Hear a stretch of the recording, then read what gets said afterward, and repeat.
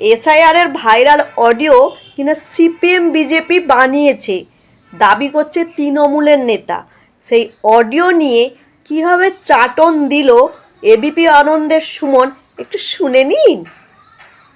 আপনি বলুন তো, অডিও ক্যাসেট আপনি ভয়েস ভেরিফিকেশন ছাড়া আপনি কেবলমাত্র একটা অডিও ক্যাসেট সিপিএম দিল আর বিজেপি দিল আপনি দেখাচ্ছেন এবং দোষারোপ করছে ওরা পলিটিক্যাল পার্টি যেহেতু বিরোধী বারবার নির্বাচনে হেরে যায় বা পরাজিত হয় তার জন্য একটা ক্যাসেট তৈরি করে বাজারে ছেড়ে দিই। বৈশ্বনাথদা অসাধারণ বলেছেন, সময় নিয়ে ভাববেন না, আমি বাড়তি সময় দেব।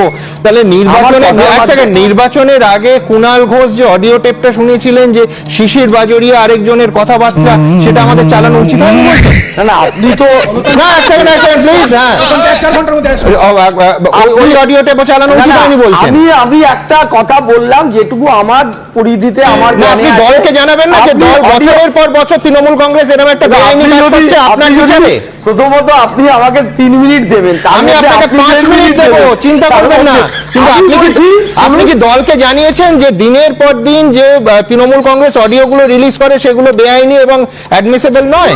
আপনি যে ক্যাসেটটা এই মুহূর্তে দেখিয়েছেন যে দুটো বিরোধী তৃণমূলের বলে ওগুলো দেখানো কোনো অন্যায় নেই। না আমি বলছি যে আপনি বলুন, আপনি বাড়তি সময় নয় এটা আমি বলছি, যেহেতু ভয়েস টেস্ট হয়নি, যেহেতু এখনো কিছু দেখিয়েছিলেন একটা কথা আমি বলছি বৈশ্বনাথদা, সন্দেশখালী যখন ভিডিওটা বেরোলো ডার্বি ম্যাচের আগে একটা মারাত্মক অডিও সামনে এলো, সেইগুলো দাদা ভয়েস টেস্ট করে সামনে এনেছিল তৃণমূল কংগ্রেস?